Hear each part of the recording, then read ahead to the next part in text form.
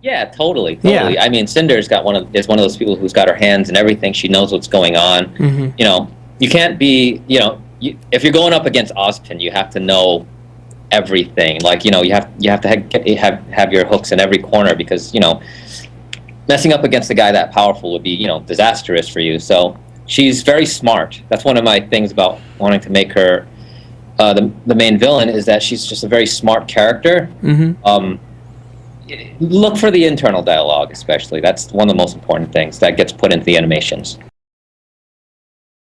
When she was first introduced, Cinderfall was a fascinating and compelling character. I know that's heresy to say nowadays, given that we're 8 volumes deep and we still know next to nothing about her, but she really was quite a fun character full of intrigue and promise, back in the early volumes. She oozed not just sexiness, but also charm and mystery. Cinder was a cool-headed, manipulative, strategic mastermind who always furthered her plans while smartly keeping her hands and plans close to her chest. You would never catch her doing a villain monologue about her evil plan when there was still a chance for it to be foiled by the heroes, and she'd be far more likely to have Ozymandias her way through her schemes. Somewhere along the way, in the journey from volumes 1, 2, 3, and 4 to volumes 5, 6, 7, and 8, Cinder became a bumbling idiot who lost any semblance of competency she once had in volumes 1, 2, and 3, and became a joke of a villain to the point even the other villains didn't respect her nor take her seriously. That wasn't always the case. Once upon a time, Cinder was an excellent and compelling character with loads of potential and had all the tools to become a memorable, competent antagonist to her protagonists in Teams Ruby and Juniper. But that's the rub, isn't it? That's the cursed monkey paw nature of this show, curling one middle finger to the audience at a time. In Cinder's Fall, we're going to explore how Cinderfall failed to reach her full potential, and how her fall from grace is one of the most disappointing in the show, right up there with Adam Torres and James Ironwood, especially so given that she is the principal antagonist of the series, even more so than Salem.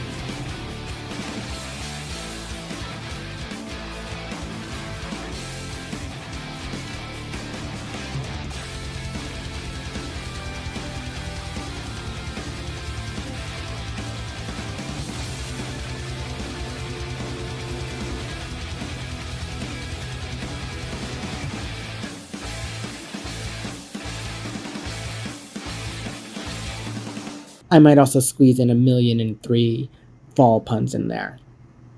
Chapter 0, Cinder's Introduction. Cinder was initially introduced to us as what, at the time, appeared to be Roman Torchwick's lackey, his getaway driver on the Bullhead airship. We didn't know it at the time, but she was actually the Big Bad, aka the main antagonist for the first 3 volumes. I love how Cinder was introduced.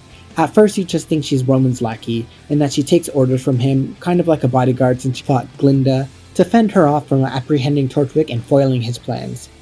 So this mysterious, unnamed woman, a woman whose face the camera takes great pains to do everything in its power to obscure, utilizing specific camera angles and hiding her face in the shadows, sultrily steps forward and introduces herself to the audience not through her words, but actions.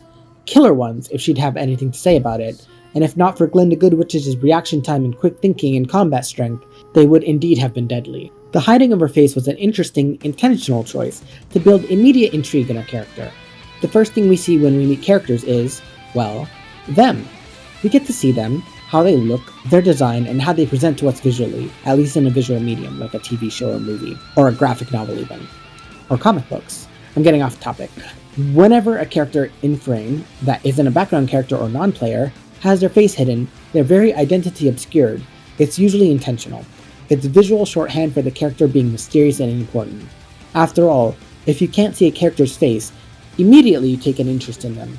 Why is their face hidden? Is it important to the narrative?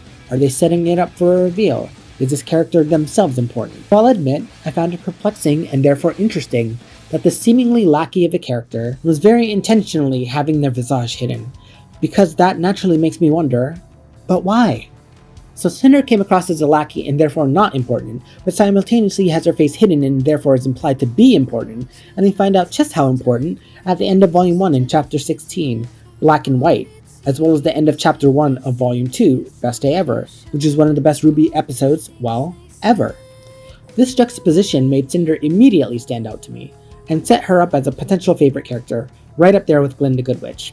We couldn't see Cinder's face just yet, but her design, underscored by key colors of red and yellow, was intriguing and was just as powerful and impactful, impression-wise, as Glinda's black and white and especially her purple.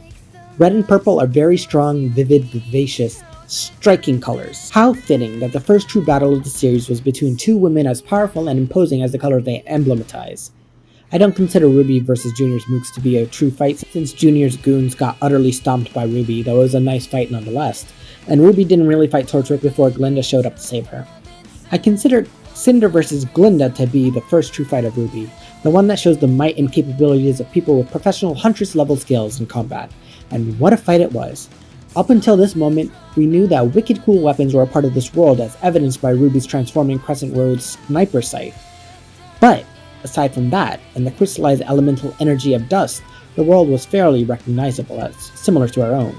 It wasn't until Cinder vs. Glinda that we were introduced to the concept of superpowers existing in Remnant under the name, which I always really liked, of semblances. Something to keep in mind is that originally, the abilities Cinder displayed were all hers. Likely a manifestation of her semblance, a scorching caress. Cinder wasn't a maiden at this point, at least not during the time Volumes 1 and 2 were airing. It's said that Monty didn't come up with the idea for the maidens until after Volume 2 and before Volume 3. That means all the funky cool crazy shit she did in her fight against Glinda, those circular glyphs that surrounded her and expanded around her to incinerate Glinda's telekinetic debris attack, and that scene at the end of Volume 1, the one with her literally manifesting flames in the palm of her hand, that was all her semblance and or dust. For those of you who don't know, which I imagine might be many of you since it was never explicitly stated, Cinder's semblance is called Scorching Caress. Remember when semblances had bitching names and everyone had bitching weapons that also had wicked awesome names? And it allows her to superheat objects and thus manipulate their shape as she likes. It's how she's able to harden normal dust into the glass shards that she uses in combat, like when she fought the inexperienced previous Fall Maiden, Amber, in Volume 3, Chapter 7, Beginning of the End.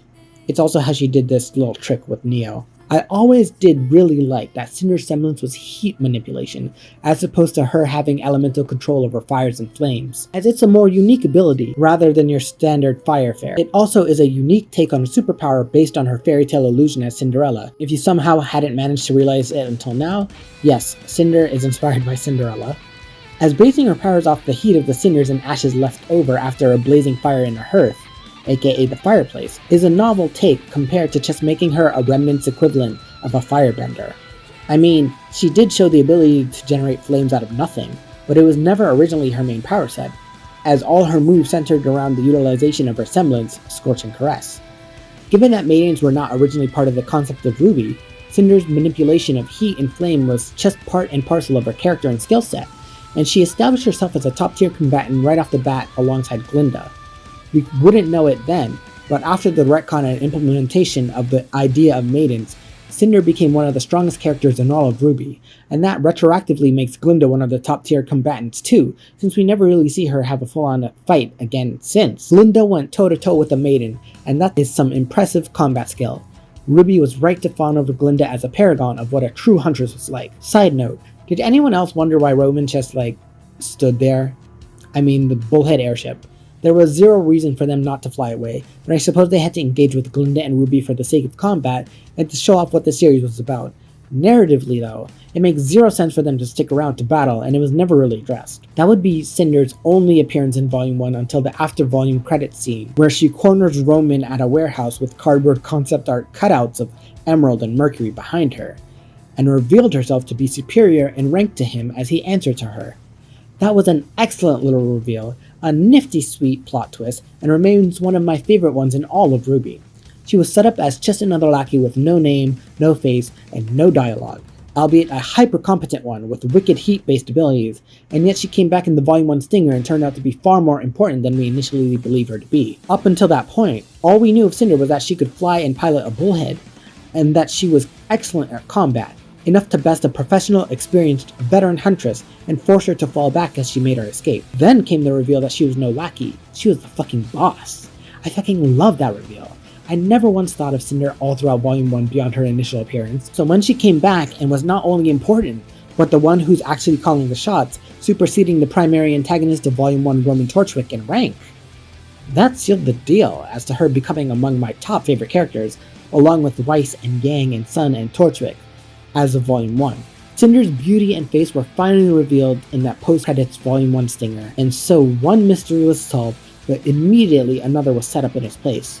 How very disappointing, Roman. Whoa! Wasn't expecting to see you guys so soon. We were expecting more from you. Hey, you were the ones who suggested working with those stupid mutts from the White Fang. And you will continue to do so.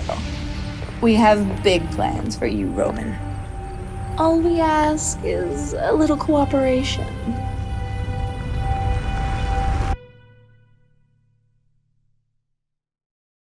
What was her plan?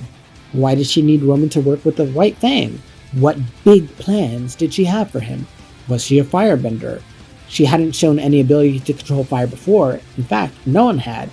On top of that, she didn't use any dust to do so. Did she have control over the element of fire? Did she have any other hidden abilities we hadn't seen yet? Why did Torchwick answer to her? What made her his boss? Usually, it's the other way around. You see female subordinates to male superiors, so to see the inverse of that, where a woman is in charge of a man, already proved more interesting than the alternative. We would get that alternative anyways in the form of Torchwick's presumed subordinate actual partner Neo, but not until Volume 2. And I suppose you could also consider Glinda, or like Ozpin's subordinate, but that's neither here nor there. It's everywhere. Torchwick was a crime boss, a cunning mobster who had an entire city running scared. Look around, kid. I've got this town running scared. Police camping out at every corner, dust prices through the roof, and we're sitting pretty in an old warehouse with more dust crystals, vials, and rounds than we know what to do with. What made him answer to her? Was it because she had combat abilities that far superseded his own? Was she forcing him to do so? It was kind of apparent that that was the case, given she was giving him orders and there was an implied veiled threat when she manifested her flames in the palm of her hands.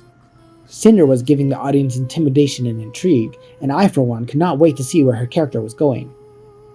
Volume 1 gave her minimal screen time, but utilized it extremely effectively to establish her as not just a powerful combatant, but someone who would be driving the plot forward.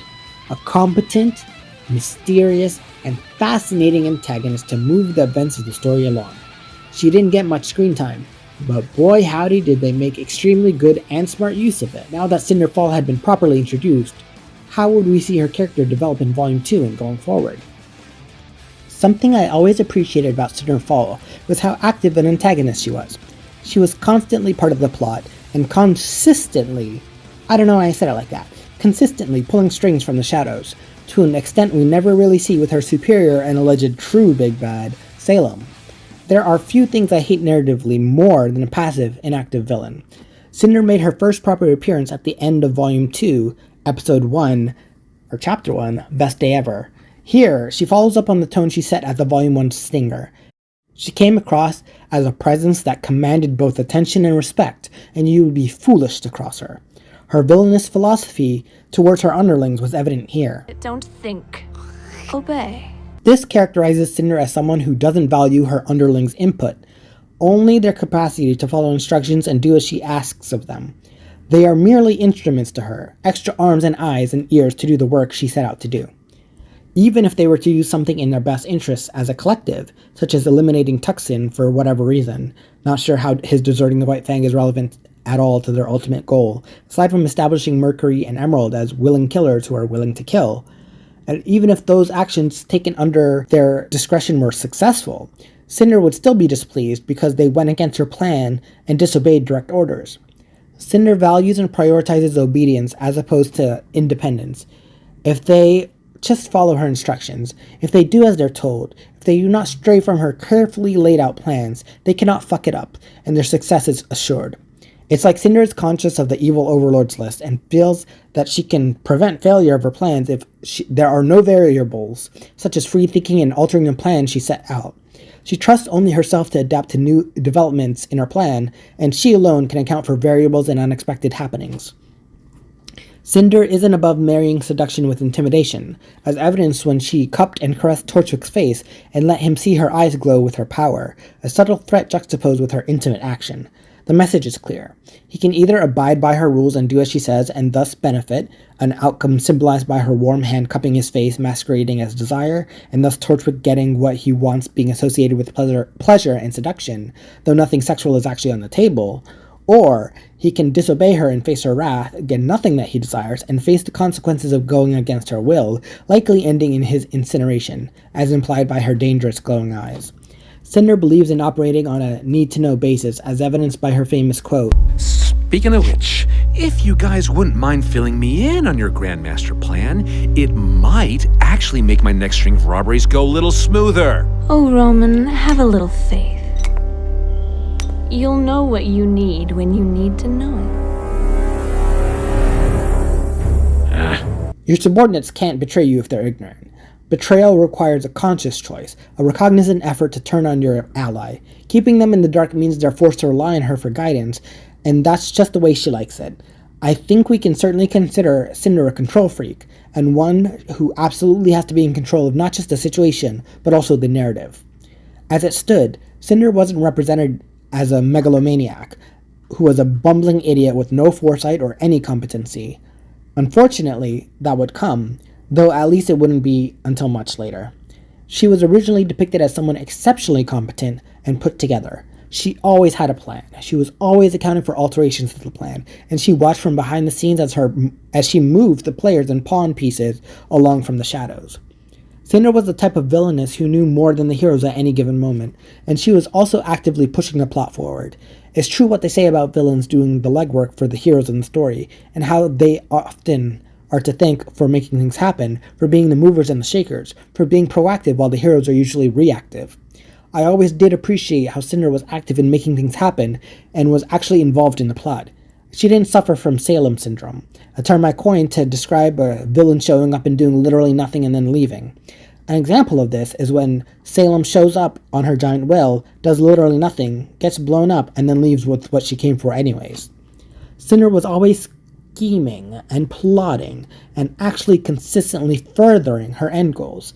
In that respect, Cinder was a much better antagonist than Salem because she actually contributed to the plot, and did things and took actions that resulted in other things and stuff like consequences happening. You know, like cause and effect, the way a good villain does. Cinder also kept the viewers in the dark about her plan, which isn't inherently a bad storytelling technique. At the time, we didn't know how inexplicable things could get in terms of storytelling, by which I mean how much of Cinder being vague about her intentions was because the writers themselves had no idea. This would prove to be a recurring problem that plagues the writers, and that they still suffer from to this day, though without the excuse of inexperience on their side, because let's be real, it's been 8 years, like, okay? Cinder decides that We're done with Dust. and that leaves a gigantic gaping plot hole in the story of Ruby, perhaps not the first and most certainly not the last.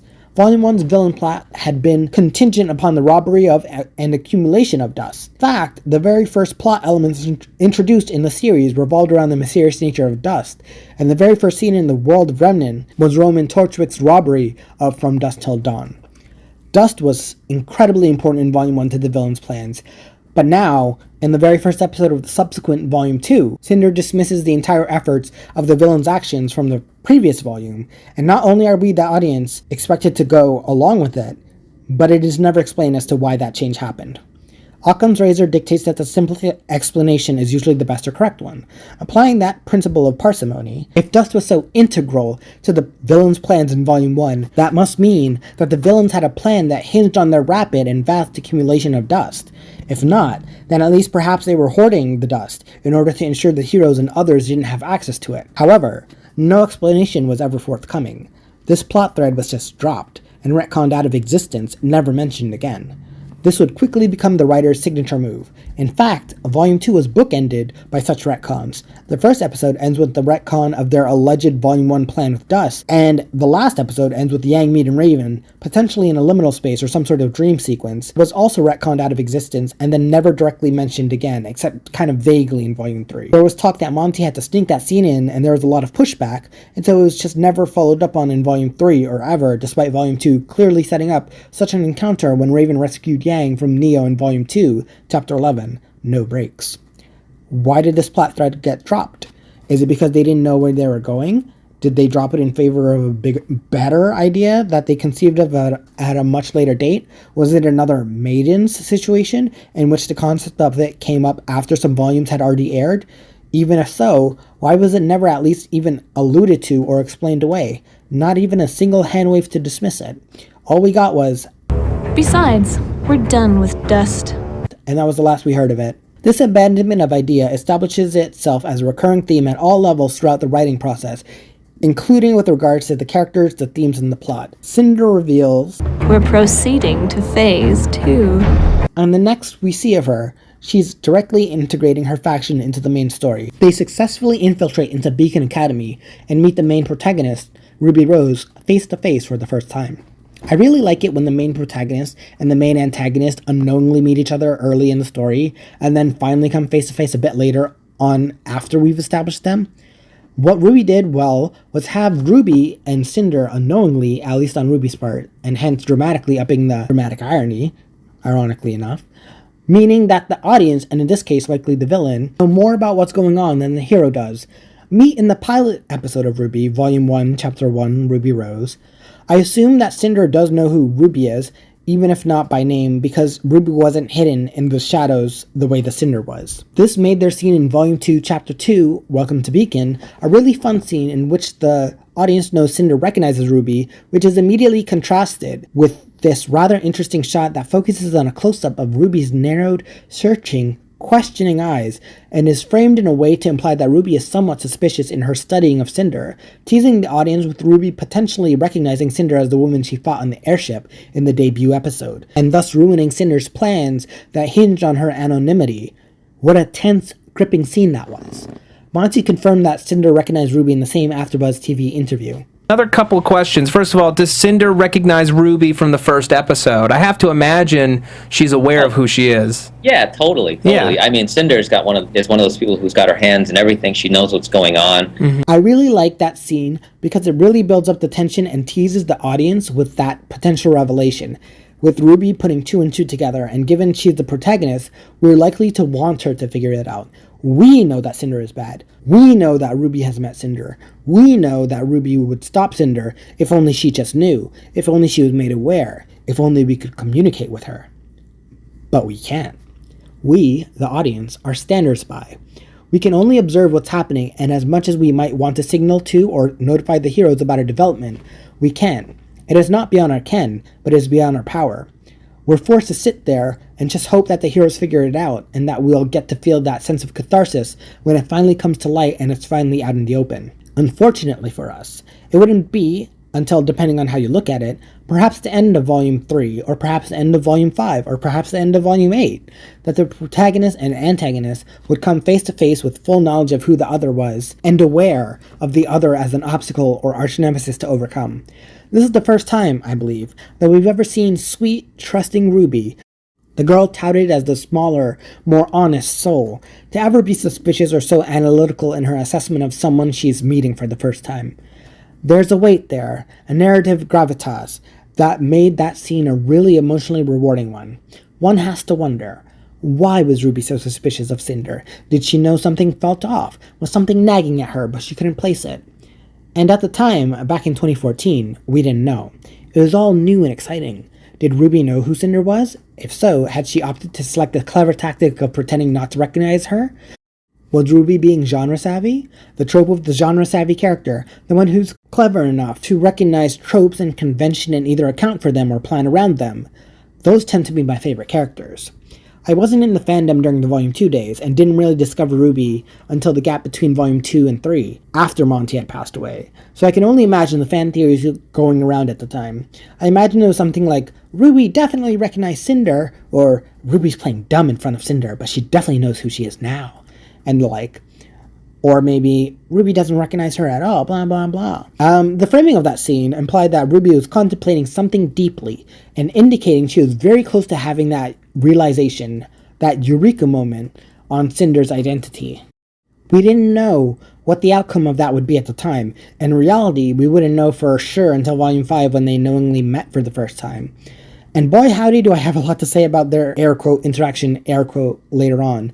But for now, at least, we're still in the golden years of Ruby.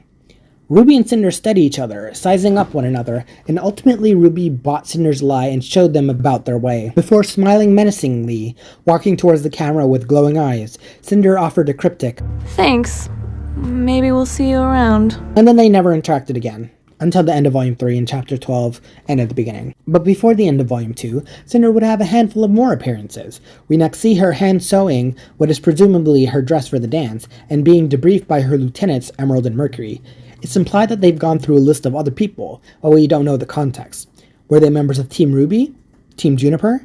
Just Beacon students? It's never said.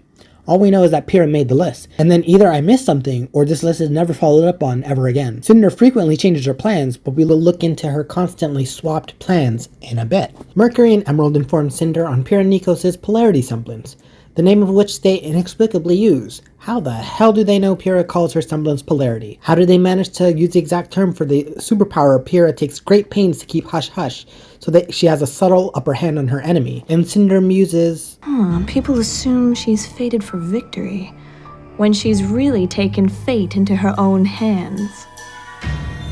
Interesting.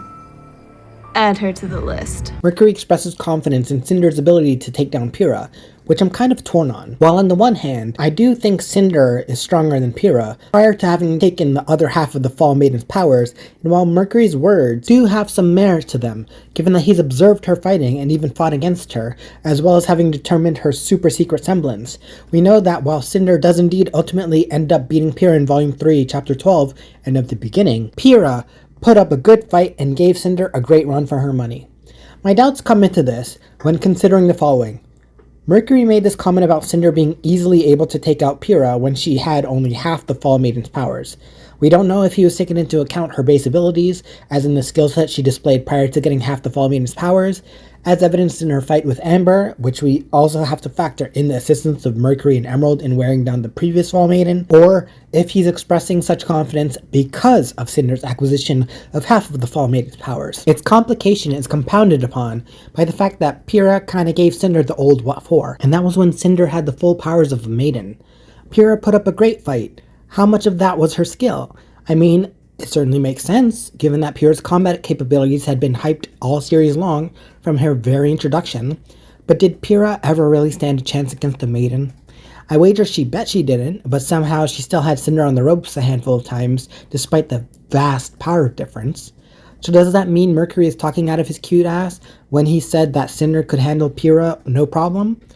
Or were there other factors at play? Given that it was Pyrrha's last fight, she couldn't go out like, excuse me, a bitch. So she obviously had to put up a good fight, but she also couldn't have won, otherwise that would have made out both Cinder as the main antagonist and the unimaginable power of the maidens out to be a joke. Still, how was Pyrrha able to put up such a good fight against someone who was so much more unimaginably stronger than her? Was Pyrrha just that good, or was Cinder not taking her seriously for the most fight and just toying with her? Or is Cinder just that bad? At any rate, Cinder chides Mercury for not thinking bigger. It's not about overpowering the enemy. It's about taking away what power they have. And we will. In time. Mercury remarks that he hates waiting, and it's here one of the most annoying parts of Cinder's original characterization rears its head. Jessica Negri, whom I've never had a real issue with her voice acting, and indeed continually improved upon her craft to the point it was extremely noticeable how talented and skilled she was in Volume 7 in particular, has had this habit of having Cinder do a mix-up of sexy talk and not quite baby talk. That was only ever my real complaint with respect to her performance, and to her credit, she does tone it down. Most of the time, Cinder in her early days was sultry and mysterious with occasional dips into sexy, not quite baby talk, but holy heck did I really dislike that. The way she kind of condescends but also placates him with the Don't worry, Mercury has always rubbed me the wrong way, and I'm very grateful she dropped that character trait. All the while, Cinder has been sewing her dress, and we don't know it at the time, but the next couple of episodes reveal that she's doing the time-honored tradition of weaving in dust into her clothing, the way it's said in the world of Remnants about dust that people do. I appreciate we actually get to see her preparing for her actions in future episodes, as opposed to just having pulled the dress and catsuit out of her ass with no explanation whatsoever. Her stealthy catsuit, which was originally designed to be much more practical before they decided to tear it down and sect it up, was displayed in Volume 2, Chapter 7, Dance Dance Infiltration, a pun on Dance Dance Revolution that I always really enjoyed. When this notoriously bad, but honestly, I kind of love it. It's just so janky and bad and part and parcel of early RWBY that it has a special place in my heart, along with the scene of Gang running in Volume 1, that just screams RWBY as imperfect but a passion project by people who truly love it, and it makes me love it too. Animation of Cinder running and jumping across rooftops, thrilling the world with its world-class, top-notch, unparalleled animation. Cinder has already checked in with Mercury and Emerald to ensure that everyone is at the dance. Sidebar, how fucking bad are Mercury and Emerald at their jobs to not notice RWBY just walking away? Like, they literally had one job to monitor the entrance to see who came in and who left, and RWBY literally just walked out, and those two dummies didn't notice at all. Why? And I believe it was Mercury who said that to be safe, Cinder should be back by midnight, a cute little allusion to her fairy tale illusion as Cinderella. I miss when RWBY really leaned into the fairy tale illusions. We don't get much of that anymore, just like we don't get Technicolor hair colors or weapon names or semblance names or any sort of tie-in to fairy tales as cheekily as they used to. It's just a shame. I miss that charming, quirky aspect of the show. Anyways, Cinder is running around the rooftops in plain full view of the dance hall, whose doors are wide open, and RWBY just so happens to spot her because contrivances, blah blah blah. You know how the show works. RWBY is, of course, intrigued and suspicious, so she goes to investigate. Meanwhile, off-screen, Cinder decided it would be a good idea to start being stealthy when no one could see her instead of being stealthy when someone could, and is clever enough to actually sneak around this time and knock out the guard at the front door to what I believe is the CCT, and even keeps her mind about her and hiding his body, but not his weapon, in the bushes. Gratuitous ass shot is gratuitous. Also, know how her mask pops in and out of existence throughout this entire sequence. This was also the first time that Cinder has taken on multiple opponents before, even though they were mere mooks. It did establish that Cinder has the capability and skills to take on several people at once, something that would be shown again in Volume 7 and to an even greater extent in Volume 8, when she finally, for the first time ever, comes face to face with all of Team RWBY and fights them all at once. What does it say that Team RWBY couldn't get the best of Cinder when all fighting together, but Pure consistently pushed Cinder to the ropes all by herself? Is Team RWBY's combined might just not as powerful as the dead Pyrrha's? Was Pure Nikos that exceptional, or Team RWBY that inexplicably weak? At any rate, Cinder makes short work of the Beacon Mooks, and honestly, the guards definitely deserve to lose. They didn't even bother trying to call for backup or even fighting her when they had opportunities to do so. They just stood there and looked stupid, literally letting her kick their asses and walking to the elevator when it's plain to see the bodies of the guards behind her, bodies that could have been dead for all they knew, and deduced that she was responsible, and instead of doing anything to stop her, they just stand there while she calmly walks into the elevator and stomps their shit in. I mean, I get it, rule of cool and all, and it is indeed cool that they're so scared of Cinder that she can just nonchalantly walk into the elevator and wait for the doors to close before implying she's beating the shit out of them, but also, it kinda doesn't make sense. But then again, rule of cool allows things to not make sense as long as it looks cool. And this was always a minor niggle, so it's all cool, really. I also really appreciate how Cinder's strikes were in time with the music. I don't know if Monty animated the scene, but I know he really liked to time his choreography to his music, and that philosophy definitely shines through here. Sidebar, how did Cinder know the Wi-Fi password? I know that the guards literally just said it, but she was outside the elevator at the time, and the doors only opened after the conversation ended. That guy wasn't yelling, so I don't know how she knew what he said from outside the elevator. I guess it was played for laughs, but that didn't really actually make sense. Cinder hid that body behind the bushes, but now it's plainly visible in front of the bushes? What the fuck are bushes? Bushes, because RWBY needed to see something amiss, even though she already did manage to fortuitously see something suspicious. Cinder successfully uploads the Queen virus onto the servers of the CCT and declines to do anything when Emerald and Mercury report that Ironwood is leaving the party, the way they should have when RWBY left the party. RWBY tails Cinder and tracks her down, and instead of trying to be sneaky, naive, trusting RWBY calls out to her potential opponent in an opposite display of non-genre savviness compared to what she could have displayed earlier when she first met Cinder in person, assuming she actually knew who Cinder was, which we now know she did not. Finally, for the first time ever, Cinder and RWBY are alone in the same place. This is going to be their first, and only, one-on-one fight in the entire series, and it's all the way back in Volume 2. I did not realize that until I wrote this very sentence. Wow, that's kind of lacking. You'd assume that the main protagonist and the main antagonist would fight each other many times, let alone one-on-one, but RWBY has only ever fought Cinder 3 times in the entire series, 5 times in total if we count the times RWBY one-shotted her with silver eyes, and at least one of those we absolutely don't count.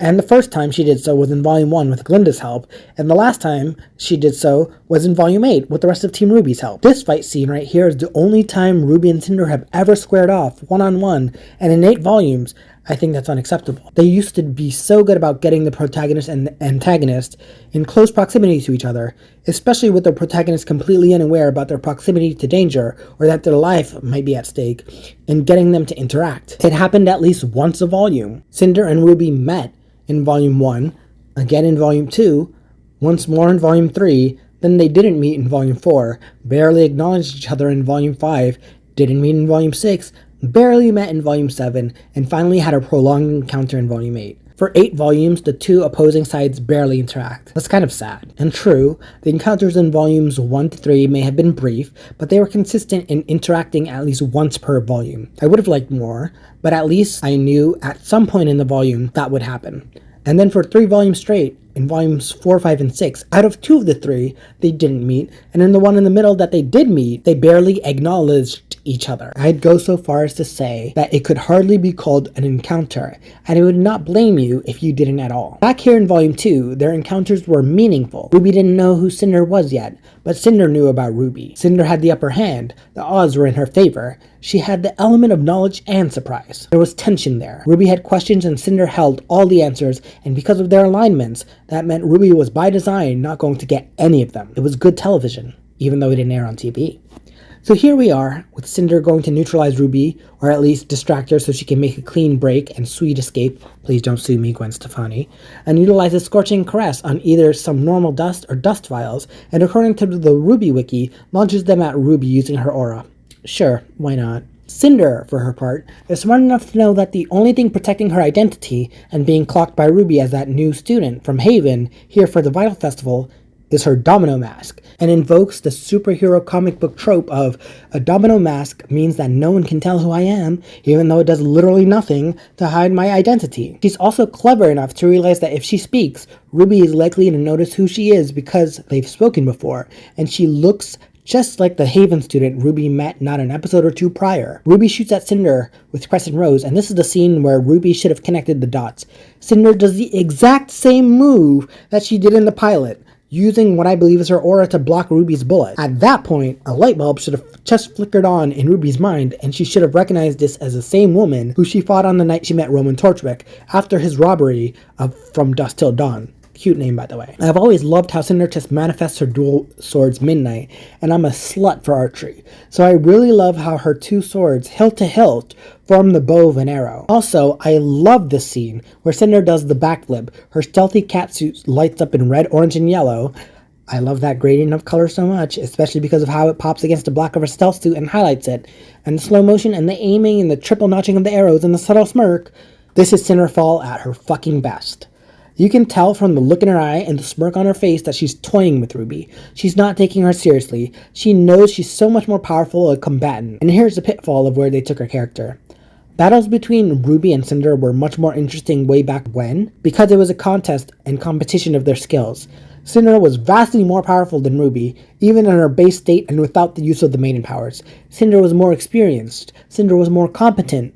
And we only ever got to see them fight with solely their skill set, the one time they only ever fought one-on-one.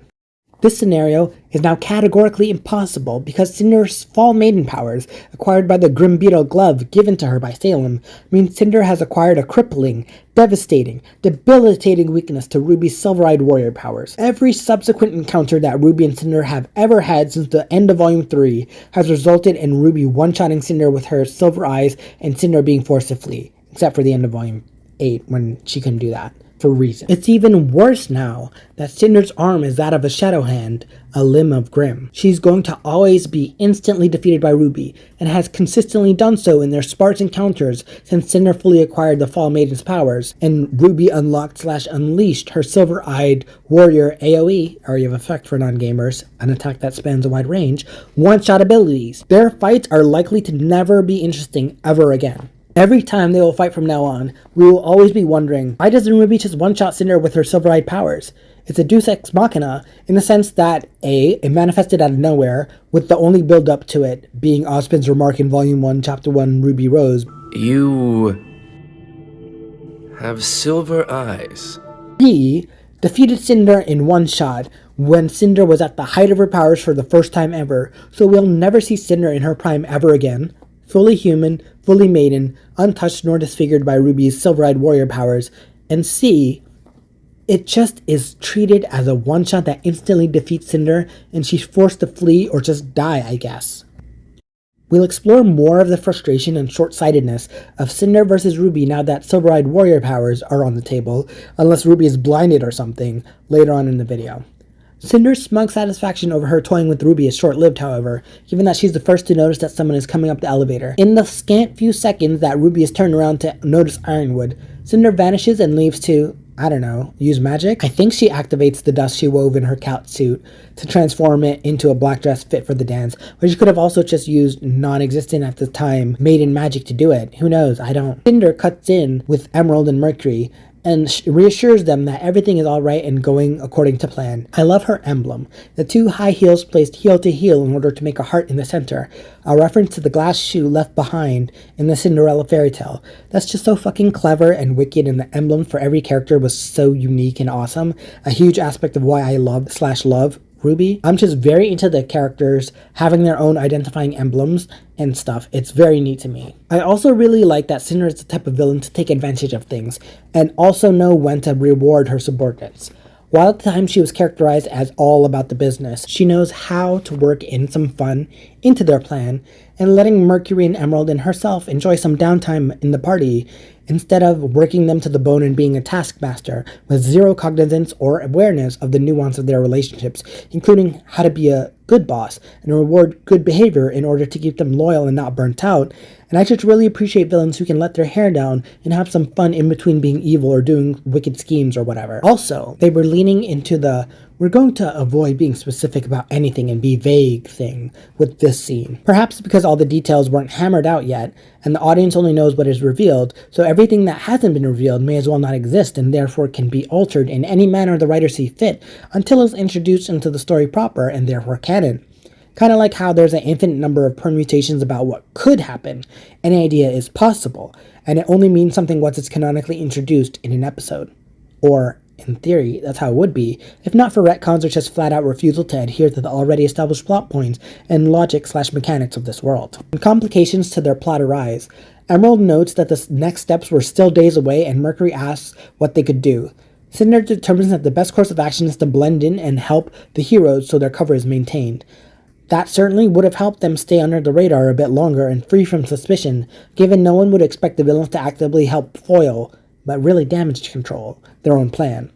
Ultimately, Cinder was able to look at the big picture and consider the events that happened that day a success, which I appreciate, since she was adaptable and not throwing a hissy fit the second something didn't go her way, the way she ultimately would devolve into in the later volumes. Keeping a cool head was part of her characterization, and even if something went wrong, she made the best of it and could see the big picture. It's then revealed that her faction was working directly with Adam Torres, whom we had only ever heard talked about and alluded to, and only seen briefly in the Black trailer.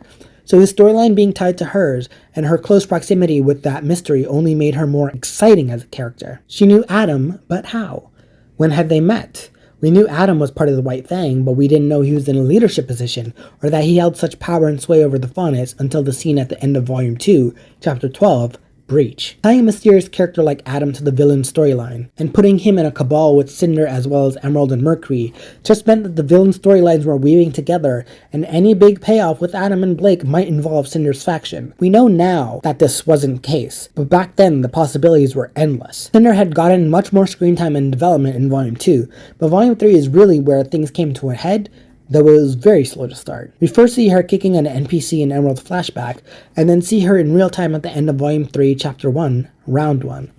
Emerald says she and Mercury already know who is going to win the fight, but in what is clearly supposed to be a meta line, Cinder says, "Oh, come now. Even if you know how a story ends, that doesn't make it any less fun to watch." And I have to disagree to an extent. Watching something for the first time will always be a different experience to watching it any subsequent time. The first time, you have no idea how things will ultimately play out until they do. Every time after, you know how it turns out in the end, but that doesn't mean it won't be fun. I just don't think it will be as fun as truly not knowing. the way you only ever can once for any given piece of media you consume, unless you have like a really bad memory or amnesia or something. To be fair though, I suppose an argument could be made for seeing something as more fun when you know what's going to happen and have an understanding of context, but that's someone else's argument to make. In Volume 3, Chapter 3, It's Brawl in the Family, Cinder is informed by Mercury that Crow has arrived on Beacon's campus. This proves interesting because not only is Crow a brand new character, making his first on-screen debut, but this ties him to the villain storyline. How do they know Crow? Why? Where did they meet? His presence was worrisome enough to warrant Mercury notifying Cinder of his presence, which means Mercury considers him a threat. Cinder disagrees though, rationalizing that on the basis of none of them knowing who they are, so there's no reason to alter the plan. We stay the course. Real quick, Cinder's outfit isn't inherently bad. I kind of like the look, but it's also functionally infeasible and stupid in execution. She's got the bandages wrapped around her chest because it's an anime trope, but notice how it doesn't wrap around under her arms and therefore can't have wrapped around her back. It's literally just hanging on her boobs. That's kind of an animation anomaly. Anyways, Cinder decides that there's no reason to fear Crow as he doesn't even know who they are, and then says this. Besides, the last of the heavy lifting is being taken care of, thanks to our clever little friend. Now, it took me a handful of years to notice this, by which I mean I didn't notice it until I watched a video that pointed out that Arthur Watts' emblem was on Cinder's scroll/tablet, and that it was his handiwork that was helping them along ever since Cinder injected the Black Queen virus to the CCT servers. Listen to the way Cinder speaks about Watts. Besides, the last of the heavy lifting is being taken care of, thanks to our clever little friend. She's benevolent, pleased, and appreciative of his contributions to their plans. She respects him. She is glad for his help. This exchange would lead me to believe they are on decent, if not good, terms with each other. You don't praise someone's intelligence if there's hostility between you two. Keep that in mind for when we get to Volume 4. Watts has enabled Cinder Scroll to have access to Ironwood Scroll as an access point because Ironwood Scroll came in contact with and was infected by the Black Queen virus when he put it on the terminal in Ozpin's office. With this access, Cinder is now able to access the randomizer for the tournament matches because apparently Ironwood has access to that, even though he shouldn't, because in theory he could rig it so that his Atlas students could be given an unfair advantage. Sidebar. Is that phrase inherently redundant? So why does he? Because the plot needed it to happen, of course. Cinder is examining the files she now has access to thanks to Ironwood's credentials and says this. Oh. What? Oh, nothing. We're just going to be making a slight alteration to the plan. What does that mean? It means that this will be even easier than we thought. Here's my problem with that. There was no slight alteration to the plan. For all intents and purposes, their entire plan hinged on the discovery of Penny being a robot. The narrative tries to play it off as a simple plot development that Cinder uses to her advantage, which is cool in theory, but absolutely falls apart in practice. In order for the discovery of Penny's true robotic nature being utilized in the plan to be considered a slight alteration to the plan, there must at first be a current plan. Their entire plan is predicated on the fact that Penny Polendina is metallic because she is a robot, and the joining of the earlier thread where Pyrrha Nikos was discovered to have a semblance of polarity to that new discovery of Penny's composition cannot be considered an alteration to the plan because it didn't alter anything. Nothing was changed. There was nothing to alter. If they had a plan prior to the discovery of Penny's robotitude and changed it to include that, then that would be a slight alteration to the plan. But having the plan be wholesale focused primarily on Penny's robotitude as the main foundational factor in order to pull it off, in addition to Pyrrha's polarity, that's not an alteration in the slightest, let alone a slight one. What was the plan before? Was there a plan prior to finding out the information about Penny? It's implied there was one by the add Pyrrha to the list comment earlier this volume, but that was never really a plan either because we never figured out what that list was for. Why was she making that original list? What had she been planning to do prior to discovering Penny was a robot? What would she have done if pure semblance hadn't been polarity? These were conveniences and accidental discoveries that she incorporated to be core elements of her plans, meaning that her prior plans had been absolutely insubstantial and or non-existent. How did she plan to make Beacon fall if the information that later came to light that resulted in the alteration and adaptation of her plans had in fact not come to light. In their endeavor to make Cinder's plan mysterious and intriguing to hold our interest and imagination captive, the writers neglected to actually make a cohesive plan that didn't fall apart the second you analyzed it for longer than a second. Until Cinder found out Piero was Magneto and Penny was metallic, she had literally no coherent plan, despite what the narrative wants you to believe. We'll get into how the narrative blatantly lies to the audience some other time, perhaps not this video, but suffice it to say that this show is not above lying to you in order to make you believe what they want to has happened, even when it has not by any stretch of the imagination. I'm not talking about plot twists or red herrings either. I mean straight up, categorical, quintessential, inexplicable lying. I mean, the only other intentional aspect of their plan was to trick Yang into breaking Mercury's leg in a manner that would make it appear unprovoked. This unparalleled giga-tier brain blast was predicated on the outcome being people so upset that it attracts the creatures of Grimm and causes unrest. But that already had been happening all tournament long? Kingdoms have been seeing their huntsmen and huntresses hopefuls getting beaten and eliminated. They're bound to get upset when their proponents lose and mean that their kingdom won't win this vital festival. Why wasn't the upset nature of countless people in kingdoms enough to attract Grimm? The idea that the breaking of Mercury's leg being what acted as a watershed moment, a tipping of the scales towards, hey man, this is fucked up, is kind of ridiculous when you consider people have literally been severely electrocuted twice and also thrust into active pseudo-volcanic geysers that bubble up from magma into a pillar of lava to the point that said individual, Rice's, aura dropped to 0, which I mean technically should mean she exhausted her literal soul and should probably be dead? So why the fuck is a broken leg framed as such a horrible, terrible, no good, very bad thing? Rice quite literally tried to commit murder-suicide and only marginally succeeded in the suicide part, but Yang unwittingly breaking Mercury's leg is where we draw the line? The villains had approximately 0 plans. They tried absolutely nothing and they were all out of ideas. And they just so happened to discover Penny was a robot, and the rest is history. At least, to their credit, they made an actual point of going out to discover what Pyrrha's secret was and gauge her combat capabilities, even if they inexplicably drew the correct conclusion of polarity. The Penny reveal just fell right into their lap. What would they have done had Ironwood not placed his scroll on Ozpin's desk? Never mind that now, though. Here we finally arrive at one of the best episodes in the series, in what is obviously, my opinion, Volume 3, Chapter 7, Beginning of the End. This episode is where we begin to understand a little of Cinder's motivations. I want to be strong. I want to be feared. I want to be powerful. These things 3 Cinder wishes to be, and that's all well and good. They are goals for her to achieve. The problem with this, though, is we're never told why. Why does she want to be strong? Why does she want to be feared?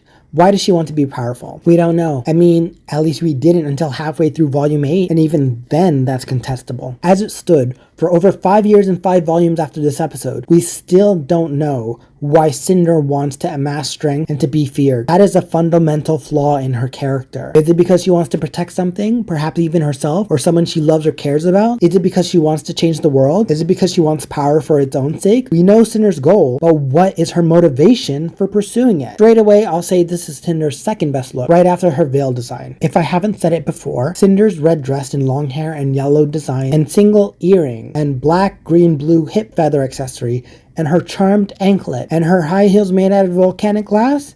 Iconic, legendary, beautiful, unmatched and unparalleled.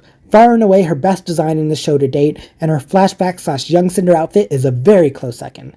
If she had long hair like her volumes 1 to 3 veil design did, she might even be better than her original veil costume. All I'm saying is hashtag long-haired Cinder supremacy and hashtag bring back Cinder's long hair. Also, hashtag let Cinder grow her hair out again. I really liked it, if you couldn't tell. Also, I love how her swords Midnight are stashed on her back alongside a quiver of arrows. May I remind you, I am a slut for archery, so Cinder's dual-wielding swords that join at the hilt to form a bow can shoot arrows is by far and away my favorite weapon in the series. In the flashback, Cinder observed Emerald manipulating the jeweler into giving her the ring without paying for it, and Cinder tracked down the Aladdin-inspired street rat and wanted to know how she managed to do that. The jeweler had been all too happy to give Emerald what she wanted, and Cinder knew something peculiar was up. She corners Emerald in an alleyway and questions her as to how that could be, while also presenting herself as not a threat, but an ally. Don't. Unless, of course, you want them to hear you.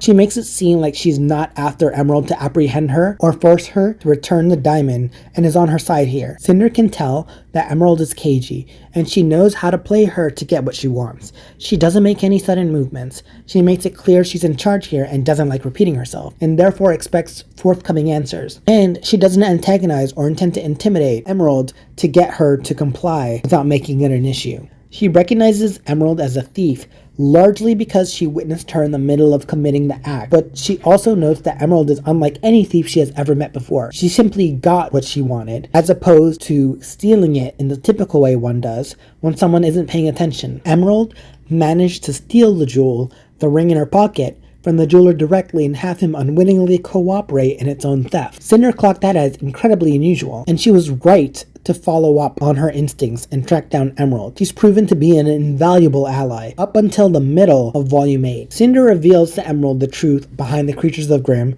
presumably how they are created, and or the fact that they answer to a person, although we weren't aware of Salem's existence at this point, so that was really interesting, and requests to Salem that she be allowed to take on Emerald as an apprentice. She promises to make sure Emerald never goes hungry ever again, an offer Emerald cannot afford to refuse, and therefore essentially conscripts this poor girl into servitude to herself. Kind of fucked up that the only dark-skinned character in the cast is essentially Cinder's slave, though dressed up in other terms. A black girl like Emerald is reliant on the Asian-coded Cinder for food and is indebted to her in a way that they introduce the white dude Mercury as not being reliant on Cinder, nor is he beholden to her the way that Emerald is. He's just there for a job and stays on. And yes, Cinder is Asian-coded. Monty confirmed as much in the AfterBuzz TV interview back in 2014. A lot of people are asking if you can tell us exactly how old Cinder is. She's not that much older. She's older enough, but I mean, man, Asians, right? Cinder effectively owns Emerald, whom she holds a vast power imbalance and uneven dynamic over, in a way that does not apply when one examines Cinder and Mercury's relationship. Did the writers intentionally do this? Probably not. Does their intention matter when the end result is harmful? Also no. Emerald is treated as an acquisition, a stray pet that Cinder came across and took a liking to for its usefulness to her, whereas Mercury is treated as a person with a specific and particular skill set that Cinder would like. Emerald and Mercury are alike in that Cinder originally did not seek out either of them, and they both could be useful to her plans. She just happened to cross Emerald and intentionally intended to conscript Marcus Black to join her cabal, only to find out that his son Mercury had surpassed him in skill and also killed him, and that Emerald can manipulate people's perceptions, and Mercury is an assassin who managed to subdue and kill the world-class abusive assassin he had for her father. What sets them apart is that Emerald is portrayed as subservient and inferior to Cinder in standing, whereas Mercury just takes orders from Cinder but isn't like less than her in status. He's her underling, yes, that isn't his entire character. Whereas for Emerald, her being in service to Cinder, with the strong implication that she's in love with her savior who is toxic and abusive to her, as evidenced a few times throughout the series, is her entire character. It's demonstrated in even subtle things, like the narrative shows us that Cinder cares to ask and learn what Mercury's name is. What's your name? Mercury. Mercury. But when she meets Emerald, she never inquires as to her name, only how she was able to do something that might be useful to Cinder's machinations. Emerald isn't a person to Cinder. She's a tool with an ability Cinder wants. Mercury is a person with a skill set she values, and she convinces him to join her without it being presented or framed as him being reliant on her. Cinder demands Emerald tell her how she did what she did with the jeweler and offers her food in exchange for loyalty. Cinder flatters Mercury and compliments his skill set as well as his competency, note how she didn't do that for Emerald, and drafts him for her cause. Interestingly enough, when Cinder meets Emerald, she's confident and self-assured, knowing full and well she's going to get her way. When they meet Mercury, her signature smug smirk is gone, and she seems visibly disturbed, or at least he has her rapt attention. She is not nearly so amused as she was with Emerald, and it's clear the situation that she has found him in has surprised her. She might even be a little unnerved. She corrects this in short order when she pivots to flattery and entices him to join them, for a reason they did not reveal to us at the time. It wouldn't be until Volume 6 that we learn Mercury joined Cinder's faction because... Just made sense.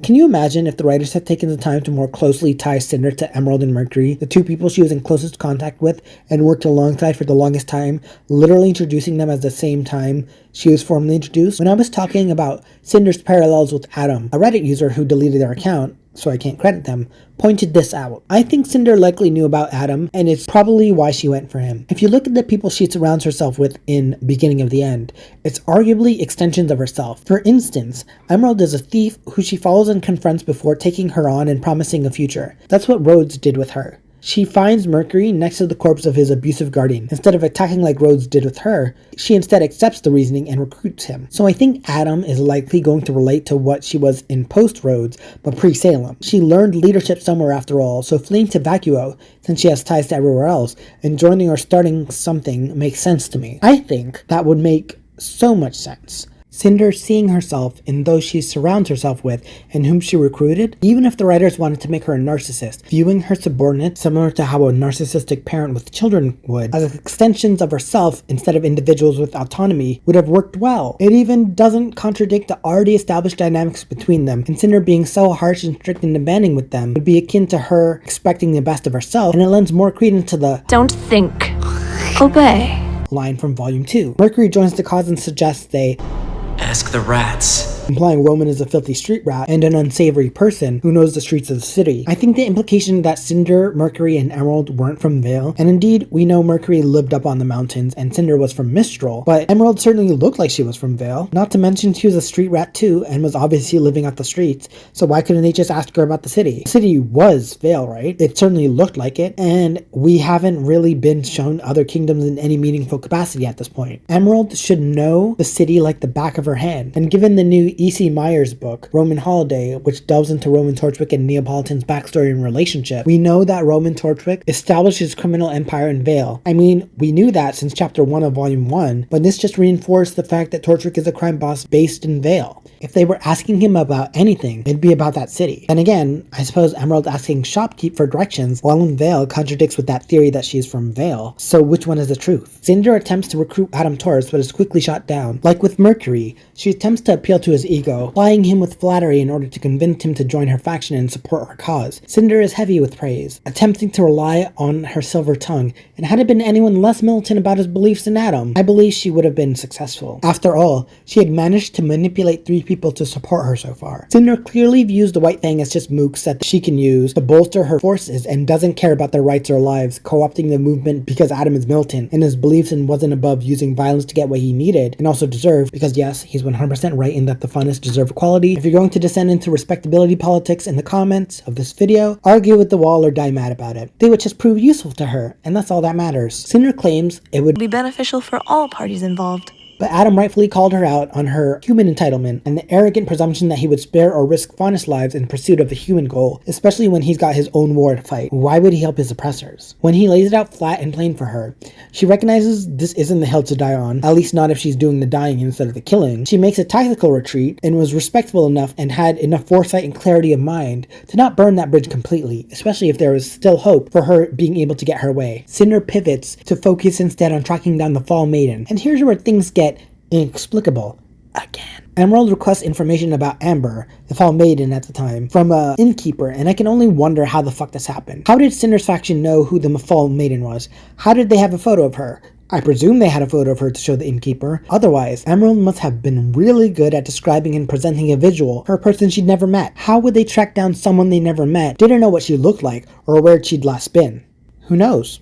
The show just expects you to roll with it. We're given no information. In fact, when I say we're given no information, that includes a visual. The screen is literally black, and we just hear voices framed as though to sound like a flashback. Okay, sure. Cinder is yet again characterized as a precise, particular, and somewhat persnickety person. I just wanted to use the word persnickety. I love it, and literally never get the opportunity to do so, so I'm making one here. Everything must be exact. Follow the plan to the letter, not a foot out of place. Remember the plan. Exactly as discussed. Not a foot out of place. So Cinder has Emerald and Mercury lure Amber into a trap, and while her lackeys are getting their asses handed to them after an initial relatively impressive showing, Cinder shows up to hold Amber's feet to the fire. This is perhaps the most obvious display of her semblance yet, using Scorching Caress to superheat the dust she kicked up and melt it to solidify it into glass shards she hurls at Amber. This was overwhelming enough to knock Amber out of the sky, and in what is one of my favorite displays of speed yet, and what will always be one of the coolest anime tropes, Cinder runs so fast, dashing irregularly from side to side as she approaches, that she blurs in and out of visual sight. I guess that's also, redundant visual sight. Okay.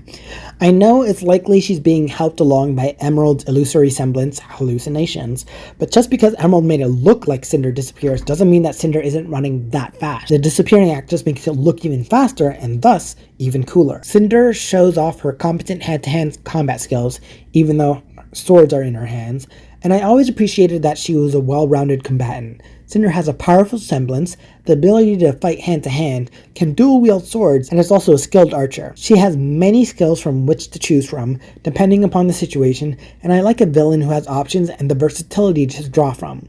Of course, nowadays, she's just liable to go berserker and summon her one sword or shoot fire, but here, Cinder was much more interesting and varied. Speaking of archery, Cinder triple notches arrows onto her bow Midnight and imbues her arrows with Scorching Caress so that when they make contact with the ground, they superheat that area and make it explode. Cinder utilizing her semblance in a way that cleverly transfers their properties to result in what she wanting to explode actually exploding is super fucking cool and something I wish she used way more often. After the scene, we wouldn't get this application of her Scorching Caress using her arrows as an in-between to ferry their explosions to a precise location until early Volume 8 during her fight against Penny Polendina in Volume 8, Chapter 5, Amity. 5 years and volumes later. That's way too long. I also strongly doubt we'll ever see it again. This explosion was powerful enough to break Amber's aura, and while I'm sure that a lot of Mercury, Emerald, and Cinder's prior attacks helped weaken it, I think that Cinder's Scorching Caress of the ground was a huge attack that did most of the heavy lifting in terms of wearing down their targeted opponent. I also really appreciate how cautious Cinder is when approaching her down foe. She doesn't immediately assume the battle's won in her favor, even after witnessing Amber's aura break. She approaches very slowly and with suspicion, and she was correct to have her guard up. Amber gives one last blast of wind as a final, desperate attempt to ward off her attackers, and she's successful! Yay! Amber managed to survive by the skin of her teeth. She's gonna make it out of this A-okay. Except she doesn't. This is where Amber took her biggest misstep, I think. Though to be fair, she was kind of forced between a rock and a hard place. Cinder forced her hand into having to deal with a Sophie's choice, i.e. an impossible decision with absolutely no benefit and no outcome is preferable to the other. She's going to lose either way, and the best she can do is choose the lesser of two evils, though which of the two evils is lesser is not even remotely apparent. For those of you unaware, a Sophie's choice is a decision where both outcomes absolutely suck and is impossible to choose between. The phrase comes from the 1979 novel of the same name by William Styron, which was adapted into a 1982 movie starring Meryl Streep. It's set during World War II, and Sophie and her children are at the Auschwitz Nazi concentration camp. She's forced to pick between either letting one of her children live at the cost of the other being gassed to death, or she must watch both of her children die. If she chooses, she must live with the guilt that she has condemned one of her children to die. If she does not choose, and both of her children will die, and she must live with the guilt that she could have saved one. There was no winning either way. She chose to spare her son while letting her daughter be taken to be killed, by the way, in case you were wondering. Nowadays, a Sophie's choice has come to mean anything that is extremely difficult to choose between with no optimal outcome between them. So while nowhere near as traumatic and guilt-inducing, such as which of your children to let die so the other may live, Amber was ultimately faced with her own Sophie's choice, or Amber's choice, I guess. She could either go after Emerald, who had the ability to mess with her mind while leaving herself vulnerable to Cinder and Mercury, or she could go after Cinder, the most competent and deadly one, while leaving herself free to be attacked by both Emerald and Mercury, most notably Emerald's hallucinations. Until recently, I always thought it was supremely dumb that Amber went after Emerald, because Cinder was the bigger threat. Sure, Emerald's hallucinations probably her biggest obstacle since it messes with Amber's perceptions, but Cinder was far more skilled and deadly opponent. But it dawned on me that perhaps I wasn't giving Amber enough credit, and that maybe she had chosen the clever choice of eliminating the threat that jeopardized her own perceptions and experience of reality, so that she would be more effectively able to handle the other two. Unfortunately for her, Cinder capitalized on the time that Amber spent trying to eliminate Emerald, and that resulted in the beginning of the end for Amber. Cinder strolls toward Amber with a self-satisfied smirk and dons the grim glove Salem gave her, marked with Salem's own insignia/emblem, and it spits out a grim beetle that spits out black grim goo, or whatever that is. And interestingly enough, the way the grim goo hits Amber's face parallels the scarring that Cinder eventually gets at the end of Volume 3/beginning of Volume 4, at least with respect to her left eye.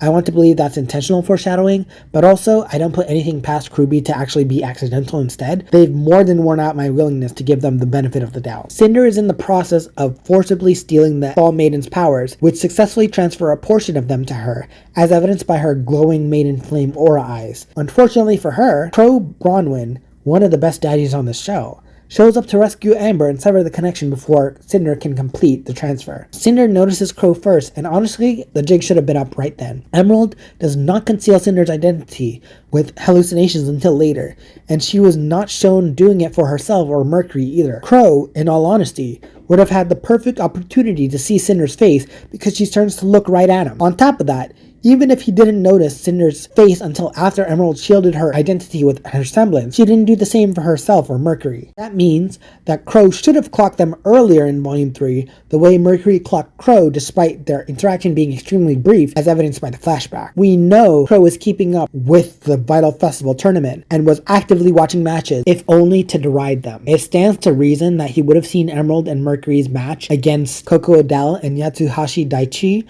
or at least Yang versus Mercury, if only to see how his niece was doing. The fact that it's never brought up, despite Mercury seeing Crow long enough to determine it was him, which means Crow should have seen Mercury long enough to determine who he is a plot hole I don't think I've ever seen addressed. Cinder's Grim Glove melts into her skin and she gets her iconic Heart Heals tattoo emblazoned on her back, and it's such a shame we'll probably never see it again. Thanks to Cinder's subsequent designs post the veil, by which I mean her Mistral and Atlas designs, both cover her back and obscure the tattoo. She either used Scorching Caress to explode the ground Crow was standing on, or she used Maiden magic for that. If so, she's certainly quick on the uptake and perhaps just very talented at the use of her Maiden abilities, although later volumes would do their best to dissuade you of this since she only ever uses fire like she could before. Crow sufficiently distracted. Cinder's action make their getaway, and this interaction might be the event that resulted in Crow texting Ozpin, Queen has pawns in Volume 1, though the timelines don't make sense. Still, narratively it makes sense, at least to me, especially if this was a retcon made to address that line. Oddly enough, Emerald did not use her mind-manipulating ability of hallucinations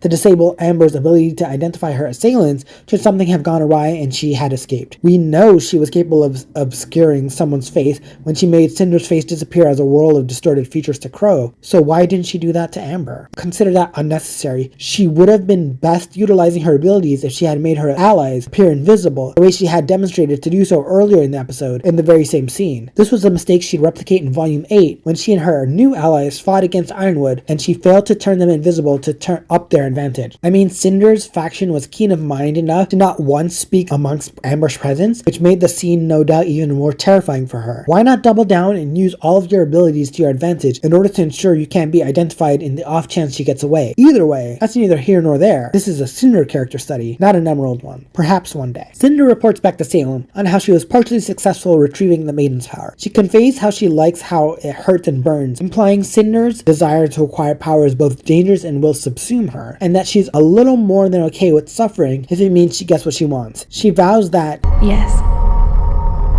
I will claim what is ours.